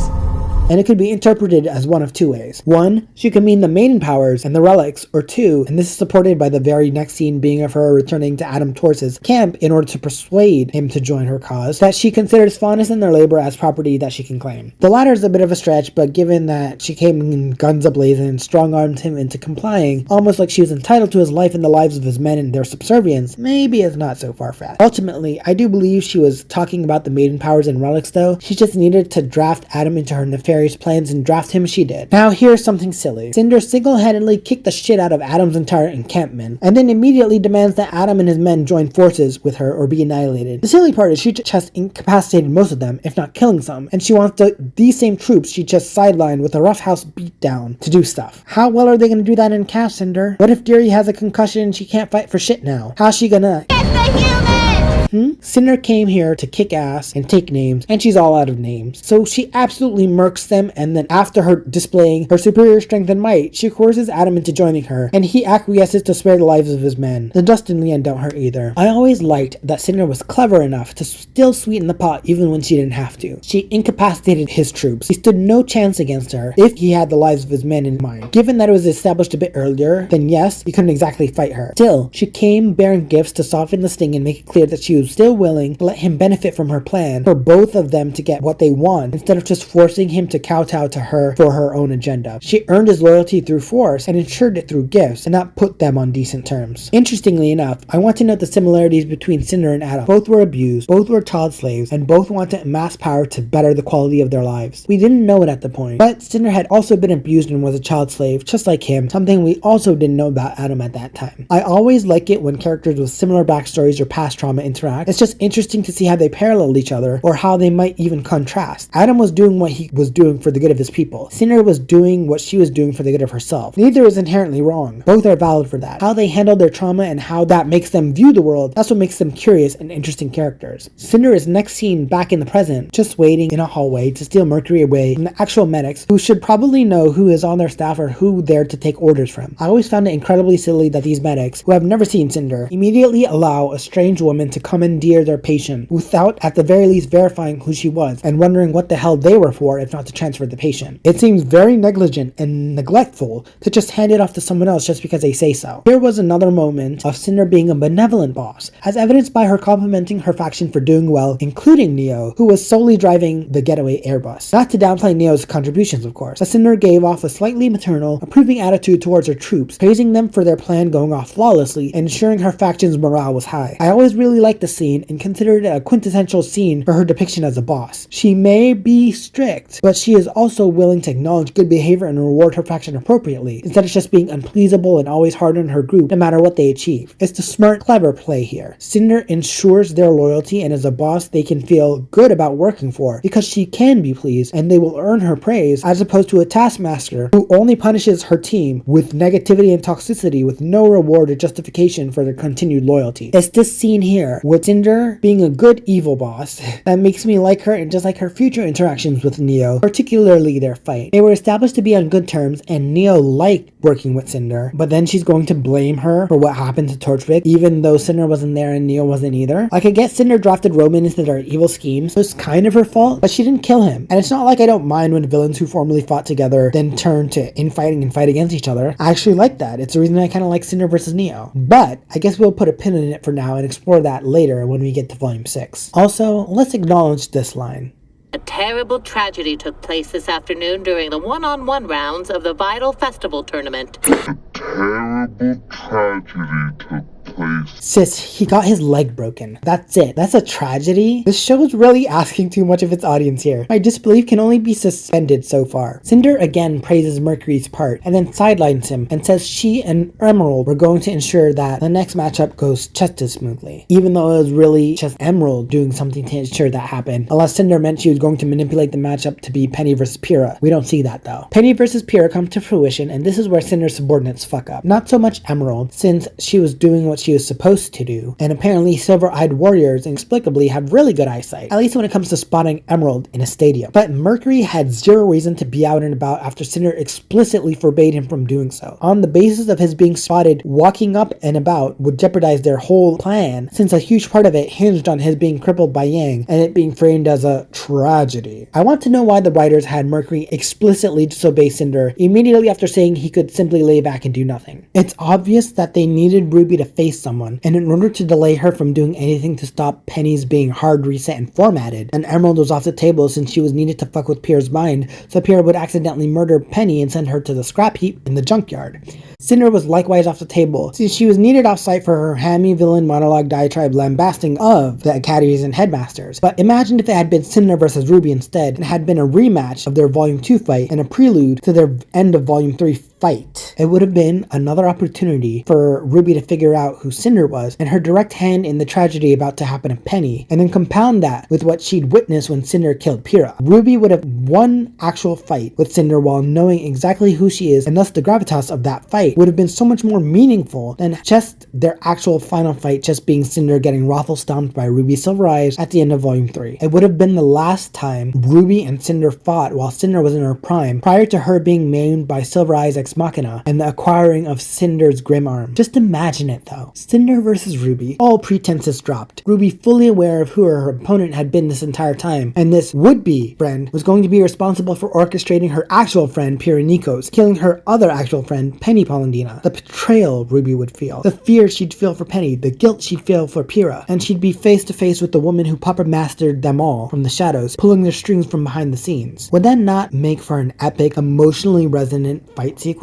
But no, instead we have Mercury literally doing the one thing he was told not to in order to jeopardize the entire plan for not because reasons. Mercury keeps Ruby occupied, Emerald messes with Pyrrha's mind, Pyrrha inadvertently kills Penny, Penny dies. Everyone's got a part to play and they do it well. Now it's time for for Cinder's anarchistic diatribe against the system of the four kingdoms and the four Huntsman Academies they hold dominion over. This entire speech had me wondering why Cinder hates the Huntsman Academy so much. How did they hurt her in some way? Was it because of her past with Rhodes, who was a piece of shit? Does she have a Hazel story? Like someone she cared about was killed and she blamed the Huntsman Academies, holding them responsible? Was she disabused of notions of fairy tales and happily ever afters, the kind that Ruby wants to ensure everyone gets? Another aspect that can be made stark when juxtaposed between them. Was she upset that they didn't save her from an abusive system when that was their job, as evidenced by that piece of shit Rhodes we'll eventually read for filth when we get to Volume 8? Cinder has a hate boner for the Huntsman Academies, and though I originally assumed she was lying when she said she was someone from Mistral, turns out she was telling the truth. We learn in Volume 8 that she grew up in a Mistrali orphanage, so it's not like she was lying for this entire speech. Honestly, I think this might be a case where the villains were justified, in that they were exposing the hypocrisy of the institutions meant to protect them, not unlike the police force of our own world. She was exposing the world to an ugly truth, that power-hungry headmasters and military men rule with iron fists, a thinly veiled reference to Ironwood in particular, and ripped away the veneer and facade of society, bearing stark witness to the corruption and hypocrisy. It wasn't just the villain being evil for the sake of being evil. While some things in her speech were objectifiably false, referring to Mercury's broken leg as a dismemberment, which is apparently something that got left in the script after an actual dismemberment got scrapped and was swapped for just a broken leg. And that's not even mentioning the bit about Ozpin's colossal failure to protect Vale when the Grimm invaded its street. Literally no one died. No one died, no one was hurt, literally nothing happened unless you were a Faunus who was stuck in those tunnels, but fuck them in their rights, they're terrorists, right? She was on the whole correct. Huntsman Academies can be corrupt. They can hoard power. They hide the truth from citizens. The heroes aren't always heroic. The good guys aren't always good. Sometimes the villains have a point. You need to look no further than Adam than to see that's true. Even if we disregard how the writers try to villainize those who are morally in the right, i.e. the White Fang, Cinder was correct to let the people know. They deserve to be informed. Now, did she do this so it would cause a mass panic and create chaos and the destruction? Yes. But does that make her point any less valid even if she executed it with malicious intent? And what about it? The writers also failed to believably build up to or lay the foundation for Cinder's claim about the kingdoms being at the brink of war. This is an idea dismissed by Ruby, but contradicted by Penny, and then proclaimed by Cinder. Ironwood bringing his armies to Vale because he's paranoid, nor is Penny saying Ironwood said things are about to go ballistic, evidence of the kingdoms being on the brink of war. Why would they be at the brink of war? What aggressions have the other kingdoms shown to one another? When has there been an inciting incident to cast them down into war? There never was one. So the writers desperately trying to get you to believe through Cinder's claims that the world is on the brink of a war is just objectifiably false. And yes, I know objectifiable is not a word, or objectifiably, but it's better than objectively, so it's objectifiably better. So the writers have a habit of literally lying to the audience and trying to frame one thing as another thing that it is not. The dialogue contradicts the narrative contradicts the dialogue, and yet we are expected to nod our heads and follow along as though any of it makes sense and everything is fine. Cinder is calling for societal consciousness and transparency of government. That's a good thing, even if it's framed as evil because it causes unrest, and this world just so happens to have beasts that are attracted to negative emotions, except for when they're attracted to sugary syrupy sap, except for when they're attracted to aura. After her diatribe, Cinder is seen with Emerald and Mercury on a rooftop, witnessing the chaos and off-screen carnage they've caused. While Mercury records on a scroll and apparently is live streaming it, Cinder explicitly refers to this as a broadcast. Good. Continue the broadcast until the end. So people are watching this. That also means that Cinder, after doing everything in her power to be anonymous and remain hidden, just gets fucking outed by Mercury when he records her walking away and her very distinctive back tattoo / emblem is in full display. I also like how the sounds of Cinder's footsteps stop immediately after she's out of frame, even though the image of her on Mercury's scroll is a really bad animation of her slowly going further away, despite the lack of footsteps implying she stopped walking right after she's no longer in frame. That was pretty funny. Before she goes, though, she tells Mercury to not miss what happens next, which likely means she knew the Wyvern Grimm was about to appear. Did Salem tell her about that? How did it get there? We literally never find out or follow up on it. Maybe if they revisit Vale and Beacon Academy eventually in order to find the missing Beacon relic of choice. Cinder then somehow sneaks into the vault under Beacon Academy, and it's never explained how she knew about it. Did she follow someone there? Ozpin? Pyrrha? Jean? Or just left to assume? I mean, we see Cinder have ridiculously good eyesight and be able to spot Pyrrha and Jean at the end of the last episode, so maybe she just followed them? But why? It's not like she had any reason to believe that that Pyrrha would be the next maiden. Did she also spot Ozpin at the door? I find that even more far-fetched, because look how indistinct he looks from Team Juniper's point of view, and they're relatively nearby. Do the writers expect me to believe that Cinder, who was so much more further away, managed to spot Ozpin no problem? I don't buy it. So how did she find out about the vault? Whichever way she did it, she found it, and did the smart play in that she sniped the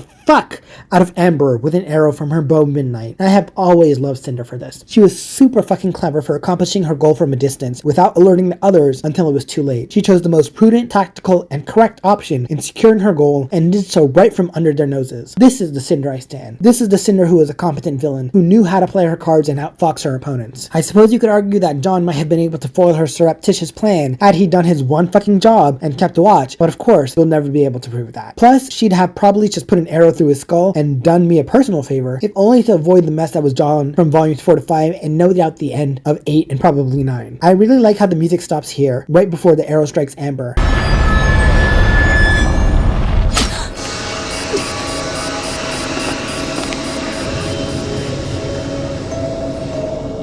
It was excellent sound design and just made the reveal that much more shocking. Cinder requires the maiden powers, and John is dumb enough to think he'll do anything to stop her, and she sends him flying with a blast with her newly acquired full maiden powers. Because of course, John is the first person Cinder has to engage with when fully powered. Cinder is magnanimous enough to let Pyrrha and John go about their day like she isn't about to utterly ruin it. What a nice gesture. Queen, we stand. Finally, we see Cinder come face to face with Ozpin, and the enmity is palpable. The sheer hatred she has for this man is so expertly conveyed through her expression and body language and dialogue. The voice actress Jessica Negri, the animators, and the writers all did a good job in that moment. Cinder is mere feet from Ozpin, the big bad, as far as we knew her to be at the time, against the powerful headmaster, Professor Ozpin, the emblem of good and the strongest proponent of the heroes. How would things go? It was so unbelievably exciting to see this interaction because Cinder had been hiding in the shadows for so long, and now she was stepping out into the light and confronting the strongest character in the show. It was fucking epic. If you ask me what one of my favorite Cinder scenes ever was, it'd be this one right here. This whole time, right beneath our feet. She was right about you. Such arrogance.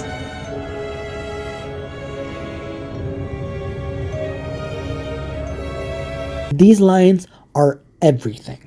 These simple words made Cinder such a vastly more complex, dynamic, and fleshed out character to me. Her character gained such depth from such simple dialogue and set the wheel spinning and igniting so many questions and fan theories for why Cinder felt such unadulterated hatred for Ozpin. Unfortunately, nothing came of it. Cinder's disdain for Ozpin disappears the second she kills him, and she barely mentions him ever again. Her hatred for him is never referenced or relevant. The writers have this habit of setting up something truly spectacular, merely hinting at it, and then never, ever bringing it up again. We saw it here when Roman Torchwick got the exact same treatment in this exact same episode. Volume 3, Chapter 11, Heroes and Monsters, is one of the best episodes in the best volume of the series. Ruby was perplexed by why Torchwick would be willing to help people do so much destruction, including over the very city he rules with an iron fist. Then Torchwick said, "You're asking the wrong questions, Red. It's not what I have to gain. It's that I can't afford to lose." That just elevated Torchwick's character to a whole new level. Why was he so desperate about not losing? Why could he not afford to lose? What was he protecting? What was so precious to him? Was it a person? Perhaps Neo? His territory? This was another layer to him that we hadn't seen before, and this scene really doubled down on that interesting characterization. Like it or not, the people that hired me are going to change the world. You can't stop them. I can't stop them. You know the old saying, if you can't beat them.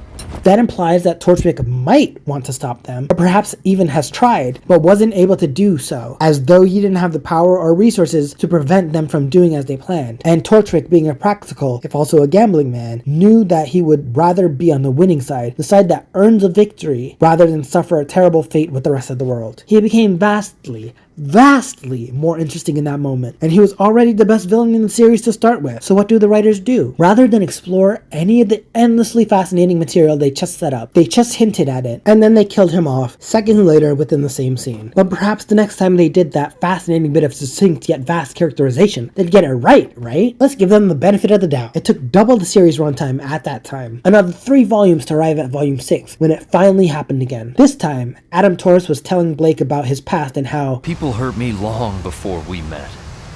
All sorts of people in all sorts of ways. But no one hurt me quite like you. You didn't leave scars. You just left me alone. Now, even though that was equal parts zinger and cringy, Adam then went on to finally reveal the mystery of what had been hiding behind his mask all along. It was a Schnee Dust Company branding scar, and it was fucking genius. It made perfect sense. It lived up to the hype. It truly characterized him as a tragic figure, someone who truly suffered and felt abuse at the hands of the world, someone who was justified in his hatred for his oppressors, as all oppressed people are, mind you. It was the perfect reveal, except it came way too late, or at least it wouldn't have been too late, given where his character could have gone. But then rather than explore any of that endlessly fascinating material they just set up, they just hinted at it and then killed him off seconds later in the next episode. All that potential for Torchwick and Adam, all that endless material to explore and flesh them out with, all those countless storylines that could have been examined and realized, just flushed down the toilet. You must understand my worry. When Heroes and Monsters aired, and Cinder, in that very same episode, said an equally deep line that really eliminated any barrier with which they could take her character. She had just said something with such gravitas, such history behind it, that I felt afraid they were going to kill her off like they had just done with Torchwick, like they would do with Adam. She, in that instant, became endlessly fascinating, and countless theories were born. Why did she hate Ozpin so much? Had he done something to her in the past? Had she been a student at Beacon and had once believed in the lies he peddled? Had she had her innocence and youthful optimism turned to stone and crumble before her very eyes? Had she been led astray by those she trusted in, those she believed would protect her? Had she seen how the academies produced child soldiers for their wars, the theme that the songs and series keep trying to push? Recall how Ironwood asked Ozpin if he truly believed his children can win a war, or how these lyrics in Time to Say Goodbye also push the narrative of child soldiers and the loss of youth and innocence in war.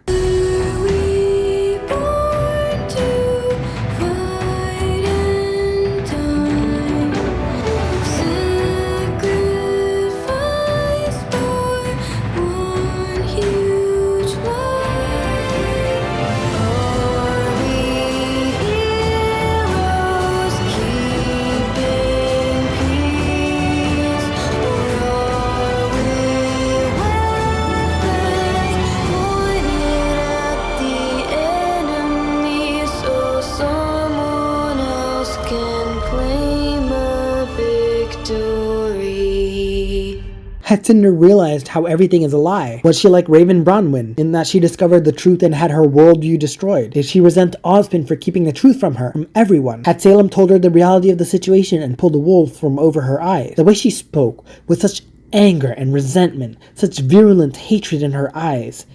It was as though Ozpin had truly hurt her in a way she could never forgive, and she was divine vengeance incarnate herself, here to have wrought what should have been Ozpin's long-due comeuppance. She was justified in her anger at him, at what he had done to her, to all of them he lied to, and Salem had been the one to disabuse her of her false reality and make clear that Ozpin was a sham, a con man, a deceitful headmaster up to his neck in lies, having built a tower out of his falsehoods, and here was Cinder, come a-knocking to knock down his tower of untruths. To me, in that moment, Cinder was so complex, so multifaceted and multi-layered, so authentic, that she became one of my favorite characters in the series.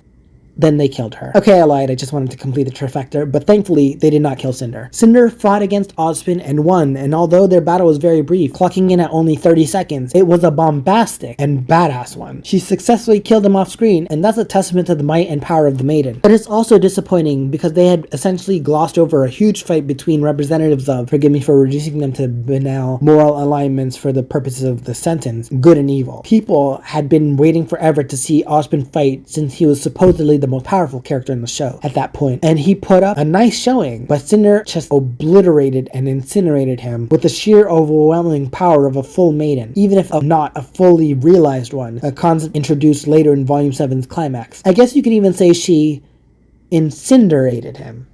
I'll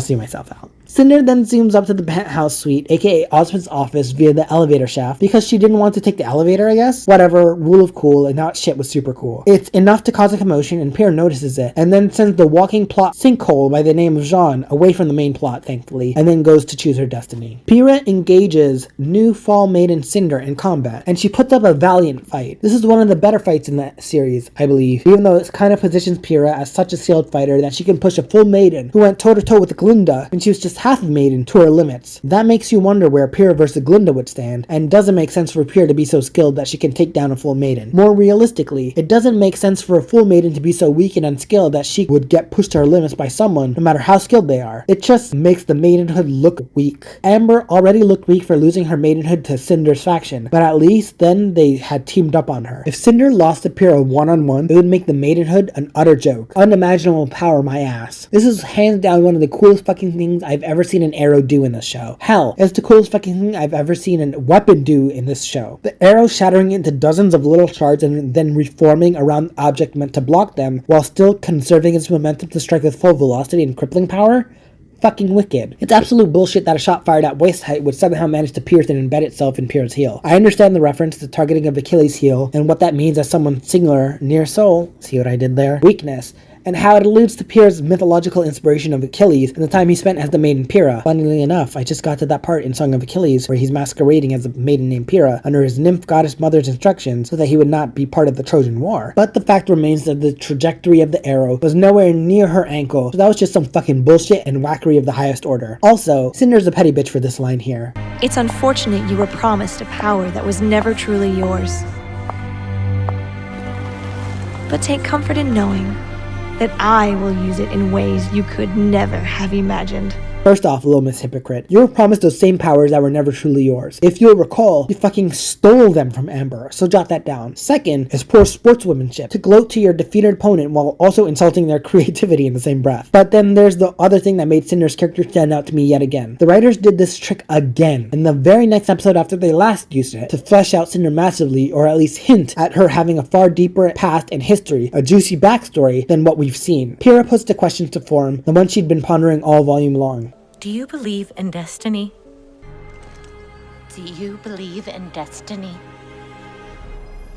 Yes. Cinder studies Pyrrha's eyes, her own darting back and forth between them, as though looking into her soul. Her eyes seem to have tears, as though touched and emotional by what her answer is, and how she's resolved to do whatever it takes, even if she maybe identifies with this girl, who's also promised power, who's used by the institutions in a way she might have experienced in the past, a breaking of trust she's intimate and familiar with. It's almost like Cinder has a heart, that she regrets having to kill this girl who is tied to her by the concept of maidens, both of them bound by this destiny, and yet there can only be one fall maiden. Cinder materializes her bow, midnight, and an arrow from the ashen glasses she conjures in the coolest fucking way possible, and lets fly an arrow, piercing the breast of noble warrior Pyrrha Nikos, killing her and using her semblance scorching caress to superheat her body and transform it into ash in order to hasten her death as a last and final mercy, according to the World of Ruby, the official companion book. I didn't know that until I bought this book when it came out years later, and I had desperately been clinging to the notion that maybe Cinder had just turned Pyrrha to ashes and sent her to be blown away by the nighttime winds, only to reform at Salem's lair and make her a subordinate of Salem, or like a grim fusion or something. I mean, she had displayed the ability to break down and recompile arrows, why not people? I held on to that hope for years, but I've since accepted that Pyrrha is dead and she's not coming back. All the same, Cinder was directly responsible for, at the time, the most graphic death in the entire series, and the one that turned the series from lighthearted slice-of-life school anime into a darker, grittier, quest to save the world type anime that had stakes, or in later volumes, the appearance of stakes. It was incredibly grim, and dark and depressing, especially with Penny's death to set the stage for it. Penny was a robot, so at least we could hold out hope that she'd be rebuilt and her core or memories could be restored, a belief that ultimately panned out only to unpan out by that garbage clusterfuck flaming bag of dog shit that passed for the volume 8 finale. But Pyrrha was a human being. She only had her one life, and Cinder snuffed it out. This show meant business, and then Ruby Rose ruined all of that. Ruby witnessed the tail end of Pyrrha versus Cinder, and ultimately it was the sole witness to Cinder granting Pyrrha a warrior's death. This act traumatized her so greatly that she inadvertently unleashes her silver-eyed warrior powers that had literally never been mentioned before. The only setup, and I use that term loosely, was when Ozpin made it a point to note that Ruby has silver eyes in the very first episode of the series. Then we never hear about it again until it's time to display them, obliterate Cinder, and start a journey to do absolutely fuck all with them, or even bother to try to learn what that was, any opportunity she can get. With the deus ex machina of Ruby's silver-eyed warrior powers, Cinder's threat as a villain was obliterated instantaneously. There was no fight, there were no rage tears, there was no feral Ruby, there was nothing. Just Ruby unleashing a power she pulled out of her ass, except rerouted them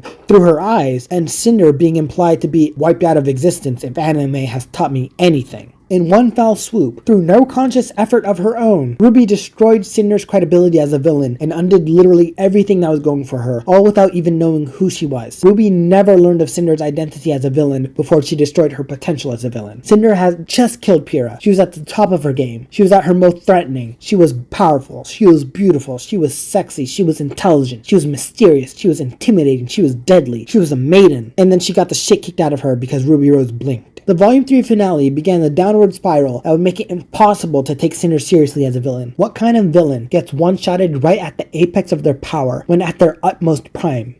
Cinder Fall, apparently. Cinder had fought so hard to accrue power, waited long and worked tirelessly, and finally became as powerful as she dreamed, powerful beyond her wildest dreams, and Ruby took all that away in a split second. She forced Cinder to feel as powerless as she always had, and honestly, I can understand why Cinder would hate Ruby for that. You mean to tell me I worked hard as hell and literally killed to acquire this kind of power, and I'm getting my shit stomped in by some kid I don't even know? I don't think the writers foresaw just how damaging such a move would be to the audience's perception of Cinder in the long term. She never fully recovered from this. It's doubtful at this point that she ever will. Was Volume 3 a good finale? Sure. Volume 3, Chapter 12, End of the Beginning, was a portent of things to come. It was then that it was clear. If Cinder had survived her apparent death at Ruby's hands, or eyes, then it was the beginning of the end of our respect for her. Forevermore, Ruby would be able to just blink really hard in Cinder's direction, and Cinder would be defeated.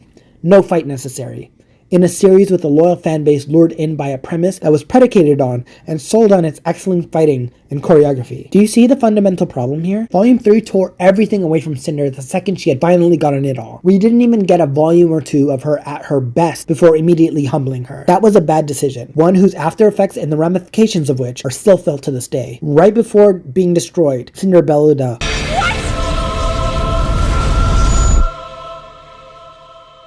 And what was right? What the fuck was that?